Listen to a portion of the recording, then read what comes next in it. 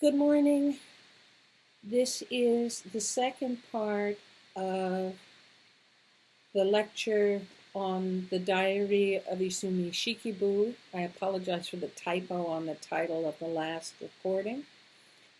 And I will try to be a little less breathy, a little more fluent. Today, I guess we'll get the hang of this, but at the moment, in my mind, the most important thing is to make this information available to you, even if you are all laughing like crazy because it's amateur night and I don't know how to take movies. Greetings. I hope you are all well. And I will now finish up about the Diary of Izumi Shikibu, which is, if you've had a chance to take a look at the text, a very strange one, and you will notice how very frequently how poems really take up about half of the text. And so first I want to talk about the role of the poems in the text. Then I will talk about realism in the Diary of Izumi Shikibu. And then finally, I will talk about the ending of the diary and its implications. In fact, during a courtship, and you may be very interested to see that it's obvious that the courtship takes place when the lover visits the lady, he comes to her house. Very seldom is the lady transported to the gentleman lover's house. The prince does this once before he marries her and brings her to live permanently with him, and this is regarded as a very risky and scandalous thing to do. When we start reading the tale of Genji, you will see that it's not only unusual for the gentleman to visit the lady at a third place or to move the lady from her home, but it can be downright dangerous. Now, I said in the previous recording that the structure of the text, and indeed self-consciously the structure of the love affair, is based on the notion of the appropriate structure of a courtship that is laid out in the courtly anthologies such as the Kokinshu. Ordinarily, a love affair, the record of a love affair, would just be the poems. But what Izumi Shikibu has done in this particular text is to turn it into a diary that has both prose and poetry. Obviously, the poetic moments are both moments of virtuosity when the lovers want one another to see them at their best. But as intimacy grows, they are also the moments in which the lovers are most exposed, most emotionally revealing, most vulnerable. Now, the diary purports to be a fictional narrative whose plot is organized around the love affair between two particular people. And the many poems in the text exert a crucial influence, especially as they occur in groups of poetic dialogue or poetic exchanges. They are dialogue. We seldom see the poet and her lover exchanging conversation. That happens a couple of times, but mostly it's poetic exchange. The poetic exchanges have a narrative function quite different from that of the plot, but they are equally essential to the work. Now, poetry affected all fictional forms from the Heian period. And you remember I mentioned that most of the works that we read are by women. But those by men also include poetry. It is part of the sense of what makes the writer a virtuoso. It is part of the purpose of personal expression. In fact, I would go so far as to say that, especially as their notions of the use of poetry were inspired by their knowledge of the use of poetry in China, I would go so far as to say that personal expression was expected to be carried out in poetic rather than prosaic form. So, the prose aspect of the text gives us a sense of the progression of time, so essential to narrative. And so certain events follow one another in time. The text also pauses for moments of emotion expressed poetically. It's not always a poem, but Earl Minor, who did this translation, refers to these moments as, quote, a sudden glowing of poetic experience, unquote. The reader may savor the emotion evoked rather than immediately seeking to place the moment in a sequence of events, and the poetry provides a lyrical moment in the midst of narrative progression, and this is much admired by the Japanese. If you want for plots to drive a narrative, generally in China and Japan you will not see this in artistic prose in fiction, because what is most valued in Chinese and Japanese aesthetics is not the narrative progression, but rather the lyrical pause for integration, for contemplation, for appreciation. So that's what you're getting here, very closely mixed, because there isn't very much prose, there's a lot of poetry, and I don't think it's difficult for you to understand that the poetry is intended to reveal to the reader the lover's emotions, their experience in the love affair, and their personalities. Now, in the Diary of Izumi Shikibu, poetic moments are pretty much in equal proportion to the narration of events. And this is unusual in Heian fiction. When we get to the tale of Genji, yes, there's plenty of poetry. Yes, it's very much there to show us how individuals are responding to certain events. And it's very much for the sake of communication.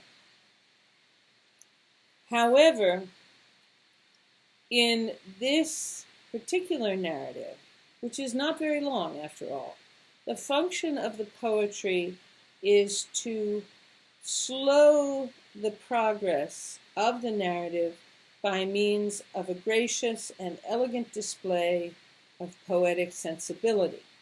Because after all, that is what's drawing these two lovers together. Their emotions are expressed through the softened medium of the courtship ritual. The poetry can resolve moments of misunderstanding and resentment in poetic harmony, and the poetry, that is, reflects the typical pattern of courtly exchange in which each lover would try to outdo the other in wit and depth of feeling through poetry. And what makes this difficult for Atsumachi, the prince, is that Izumi is a well-known, brilliant poet. And so any man who would approach her would either have to be an equal match for her in poetic talent, or be willing to subordinate his desire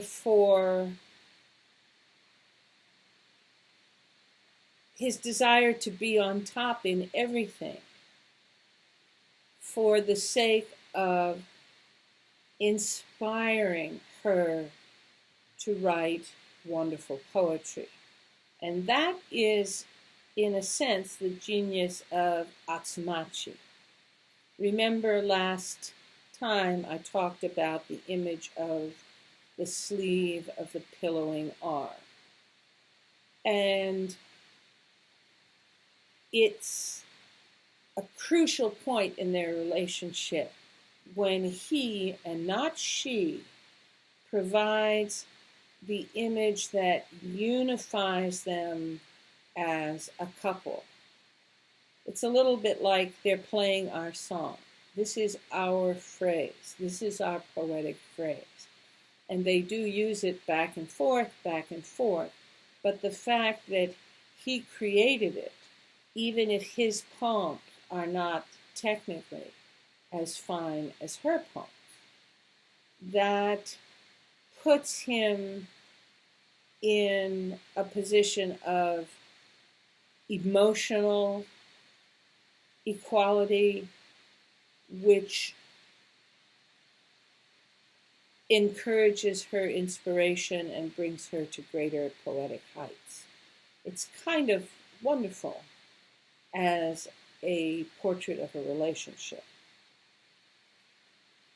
The preponderance of ritualized action in the diary almost forces the poetic structure on it, one in which aesthetic moments of experience and not action form the pattern of life. I think that this is something that in our present sort of shut down state is kind of useful to consider. All right, what about realism in the Diary of Izumi Shikibu? Izumi Shikibu's innovative use of the diary to create this kind of poetic diary of a love affair may well have proved a challenge from what would seem to us to be a possible conflict between lyric and fictional narrative forms.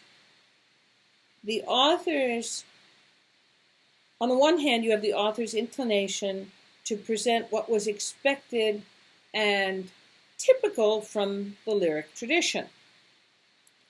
But that could have been in direct conflict with her desire to observe and record her personal experience.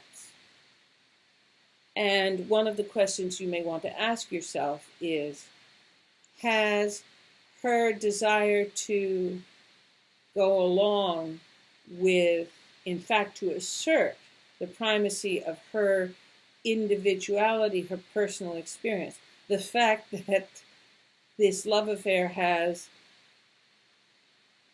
in as far as it could, considering her husband's early death, this is a successful courtship rather than the failed one that is the typical pattern of the conventional courtship forms.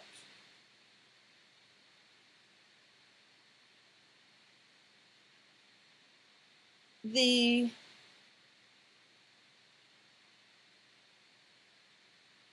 mythological aspect that we would find in a love affair in the West, that is not at play here. These people are highly individualized. These are two particular people, if you like, elevated to a more universal status because of the poetic diary written by the poet. Now, as far as realism is concerned, does the diary as a work of fiction reveal individual character or will? We know that the poet was somewhat notorious in her own time. She was an interesting combination of culture heroine and femme fatale. And a little bit like Frida Kahlo. You know, on the one hand, brilliant painter, on the other hand, revolutionary and, you know, a heroine of sexual freedom, even though she was married to another great painter, Diego Rivera, who was also a political radical and, you know, culture hero in his own right.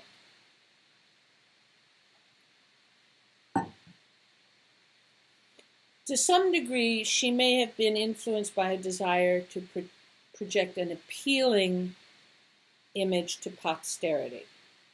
And she worries. She worries about her reputation. She worries that her reputation for promiscuity and other brilliant lovers will scare away this more diffident lover, even though he is a prince of the blood and of the very highest social status. So her character is revealed in her poetry, but she also lets us into her thoughts, her actions in response to the prince, and her emotion. One of the ways that she does this is, in addition to their signature phrase, the sleeve of the pillowing arm, she adds a very personal touch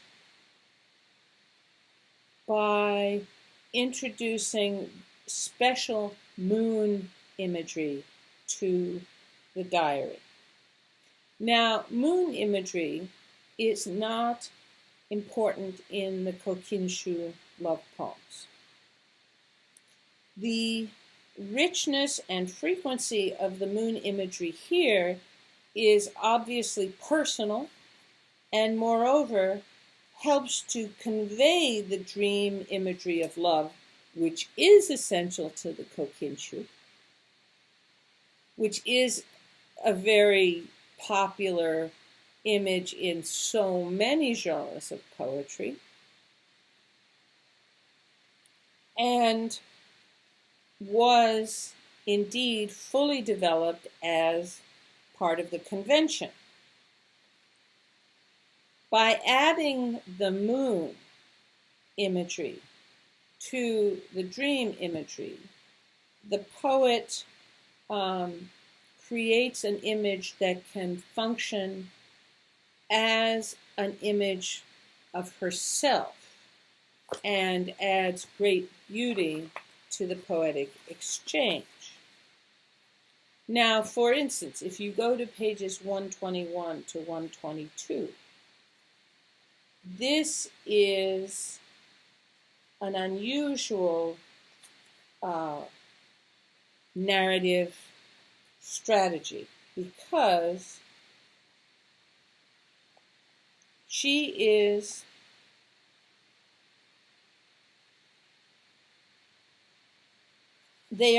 they've been out of touch for a while. And then late in the ninth month, he was awakened by the pale light of the moon lingering in the sky at dawn. How long it had been since he was in touch with her. She was probably looking out sadly at this very moon. Or was it possible that some other man was there? So his first thought is, she's missing me. She's looking at the moon. She is thinking of me. Then his second thought is, maybe she has another lover. Nonetheless, he set out with only the usual page. When they knocked at the gate, she was lying down awake, her mind running over this and that. It was the melancholy season of autumn, and she was sunk even more deeply than ever in low spirits and was gazing out vacantly upon the world. That was strange. Who could be knocking at this hour? With some effort, she woke one of the women sleeping in her chamber and sent her to have a man answer the gate. But he was slow to wake, still half drunk with sleep, when at last he was roused, and bumping into this and that, he made a great clatter in his struggles. The knocking had ceased by the time he got to the gate. Whoever it was must have gone away. How embarrassing to think that her visitor would believe her lacking in sensibility on this autumn night. The caller must have been someone with a mind like her own, unable to sleep on such a night. Who indeed could it be? By the time even the man had fully waked and looking outside was able to report to all concerned, "There's nobody here. You just thought you heard somebody. It was probably only somebody lost in the night, you stupid maids, you," and he fell right back to sleep. But sleep was out of the question for her, and presently the new day dawned. As she lay gazing at the thick mist blanketing the sky, the light grew brighter. She was able with this to set down on paper the feelings she had had on being awakened at dawn. As she was finishing, the usual letter arrived from him. He had not written very much. Unable to wait throughout the long autumn night until the moon fades into the brightening sky at dawn, I came home emptied of my hopes. So it had been he, after all. How heartless a woman he must be thinking her. And yet more than that, he had not let this particular moment pass. How akin he was to feel so deeply the cast of the sky at dawn. In her pleasure at the discovery, she took the papers she had written that morning and, folding them just as they were, sent them to him. The sound of the wind, and here they are. This is a long read, but it contains many, many poems. The sound of the wind, it blows through branches threatening to spare no leaves. More than ever, it makes one feel the true sadness of things. When a little rain seems about to scatter in drops from a sky sheeted in clouds, then one feels that the sadness is almost too great to bear. And then a poem. During the autumn, my sleeves have mouldered with my weeping. When the real drizzle comes with the winter to bring its sadness, who then will lend me sleeves for tears? And that, of course, is a reference to their special line of poetry. And she continues to write one lovely poem after another. I cannot think to see day break this way much more often, and the scene struck my feelings with such great force that there was a sweetness even in weeping. And she writes, not I alone, others must also look upon it as I do. On mid-autumn nights, the fading moon at daybreak brings unrivaled feelings to the heart. And then, I would like to ask, are there not others who are looking out upon a moon, fading in the western sky at dawn with feelings that accord with mine? And on. You should read this part carefully. This is a decisive point for the prince when she writes to him about her night of writing and sends it all to him, no editing, no nothing, just as it is. She appeals to him because of the heian aesthetic ritual of experiencing unity with nature. Mono no aware is the phrase often used for this. The sadness of things, the awareness of the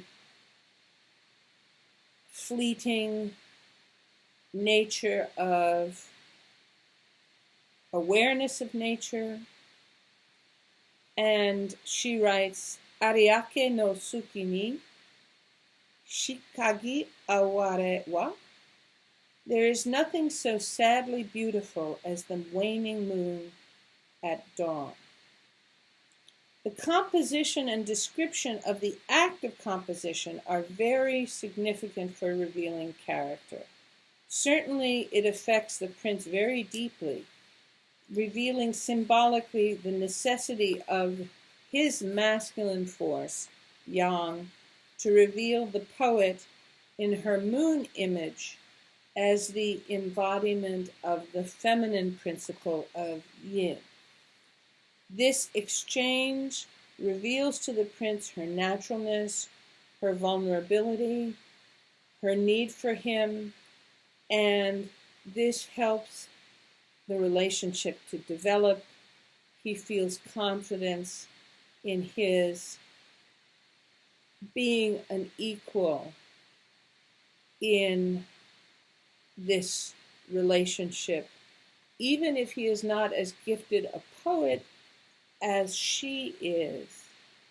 He revels in understanding that he is a muse, if you like.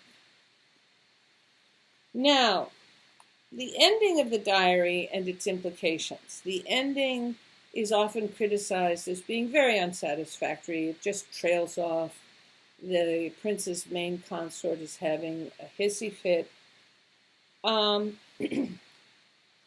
It's the ending that critics notice is a main break from the Kokinshu pattern because coming after the height of love stage, structurally speaking, because it doesn't end in despair and solitude, it's a failure. However, this is where the regulations or the conventions must give way to the actual events. In other words, the lovers plan to affirm their eternal love by her consenting to move into his palace. It's satisfying for our sense of closure. We like a happy ending, even if it is not quite the thing for the courtly love poetic anthology. The author, Izumi Shikibu, is well aware of this, and so she departs from poetic expression entirely, and the diary ends in prose. Now, this also corresponds from the moment at which the lovers they are transferred from their private world into the public world. Their emotions are no longer depicted. In fact, the narrative turns away from depicting their interactions at all and turns to the reactions of others. This is also the happy ending in the sense that it's a tale of, as I've said before, successful completion of the ritual of courtship. The poetic mood of melancholy resignation gives way to a realistic and affirmative view of life. And as she disappears into the palace, the prince's palace, we understand that from this time there will be a different kind of privacy that she will have to uphold. Now, why does the diary end in this kind of chaos? Well, we've said before that a depiction of a stable conjugal relationship just doesn't fit in with the depiction of courtship. I mean, think of all the tales that you know, and they all lived happily ever after. That's why Sondheim's musical Into the Woods, which often deals with the aftermath of the tales that end that way. You know, how does Cinderella's marriage work out? What happens to Jack and the Beanstalk after he kills the giant? And so on and so forth. What happens to Rapunzel after she gets her prince? Of course, it's very ironic and satirical in that particular musical, but we are usually happy with the happy endings because we crave stability and fulfillment in our own lives.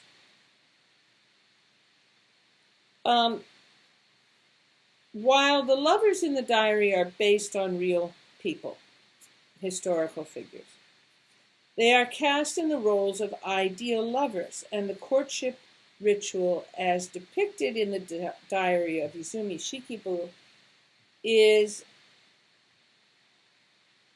distinctly exemplary. Realism invades in the last section, which is, structurally speaking, an abandonment of the ritual, which gave the courtship its significance, but at this point, the courtship is over. The ending is abrupt. Its breaking off in the middle of the consort's tantrum may indicate in the end that realism was meant to be subordinate to the poetic ideal of life. So the love, as revealed in the courtship, is idealized and beyond time, but there's also a nod to that so-called real world in which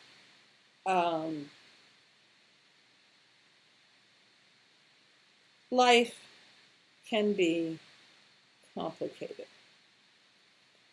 Okay, I am sorry that I had to split this up into two pieces. I hope I'm going to get a little bit better at this, but thank you for your patience, and who knows, maybe I'll even get props. Yang Bali wants me to do something about the lighting, but I figure the most important thing is for me to get you the information. Take care, stay well, and I will go on to 5 Women Who Loved Love next.